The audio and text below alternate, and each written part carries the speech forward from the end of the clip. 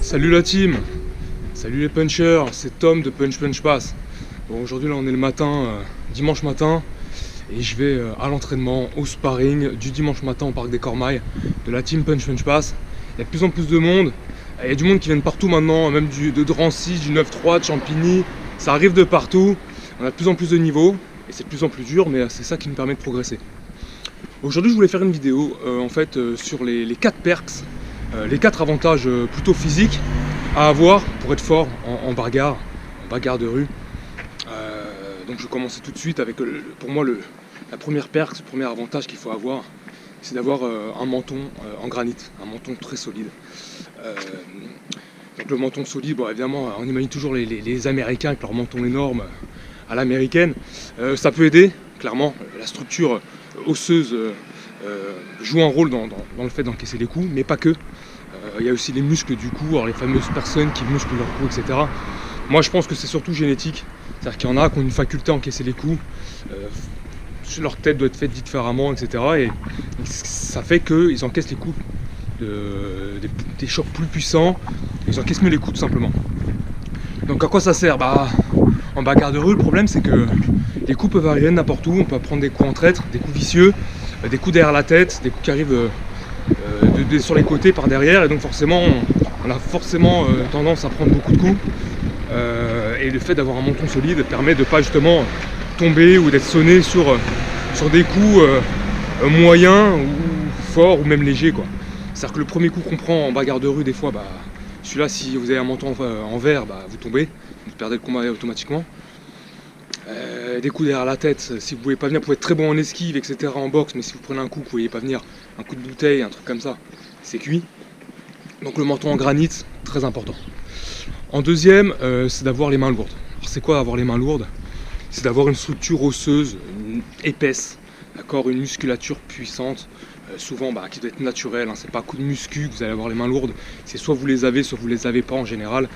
Alors, tu peux l'améliorer en faisant, encore une fois, du sac, du sparring, évidemment du sparring dur, vous allez améliorer cette puissance dans la réalité, parce que faire juste du sac, ça marche dans le sac, après en sparring c'est toute autre histoire. Donc voilà, les mains lourdes, grosse structure osseuse, grosses mains, ça aide. Ça vous permet en fait, en boxe, normalement l'avantage c'est d'avoir un coup sharp, un coup aiguisé, qui techniquement est très beau. Ça marche en 1 contre 1, sur un ring de boxe. Vous pouvez voir placer votre technique et placer vos coups de la bonne façon, à focaliser sur un adversaire. Le problème, c'est qu'en bagarre de rue, on peut être face à plusieurs adversaires, des gens qui vous poussent. Au moment où vous donnez votre coup de poing, on vous pousse. Votre technique est complètement foutue.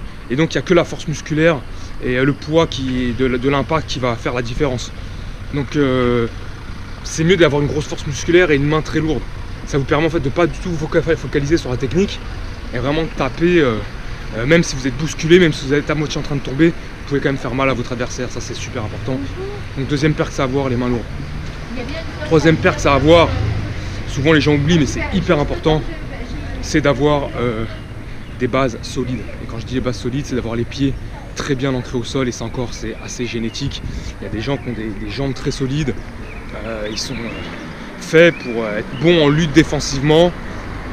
Ils ont souvent des grosses jambes, des grosses ossatures au niveau des jambes, encore une fois c'est l'ossature. Et ça leur permet d'avoir les pieds très ancrés au sol et de ne pas tomber s'ils sont bousculés, de ne pas tomber s'ils sont prendre une prise de lutte en gréco ou en lutte libre.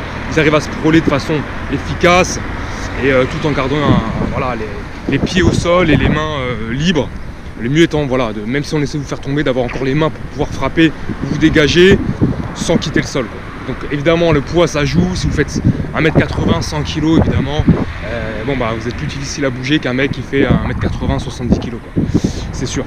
Donc voilà, les bases solides pour pas tomber par terre, parce que quand vous tombez, vous avez beau avoir un gros punch, par exemple Deontay Wilder qui a un gros punch mais qui a pas beaucoup des bases solides, il suffit qu'on le pousse, il tombe, en bagarre de rue on le piétine, on le maintient au sol, on le met un coup de couteau, enfin ce que vous voulez. Donc voilà, des bases solides pour pouvoir rester bien debout, utiliser ses mains lourdes et encaisser les coups avec son menton d'acier. Dernière perk à avoir, c'est d'être, là c'est plus mental, c'est d'être vicieux. Voilà. Les mecs vicieux, le mec qui met le coup en premier, qui arrive bien à réaliser qu'il faut mettre le coup d'abord, ou alors qui va vous taper dans les couilles, ou qui va tout simplement qui va être vicieux, qui va avoir aucun sentiment pour vous défoncer ou défoncer plusieurs mecs, vous achever si vous êtes au sol, avoir ce killer instinct du vicieux pour la bagarre, c'est super important. Ça vous permet vraiment d'engager les combats le premier, d'avoir toujours un temps d'avance sur les autres. Et combiné aux trois facultés physiques, bah, ça fait un combattant presque ultime pour la bagarre de rue. Alors désolé pour ceux qui font du taekwondo ou ceux qui font du kung fu et qui ont des physiques un peu frêles et qui misent sur leurs fameuses techniques de kung fu et de taekwondo ou je sais pas quoi, des coups de pied machin. Ça peut être efficace, je dis pas, hein.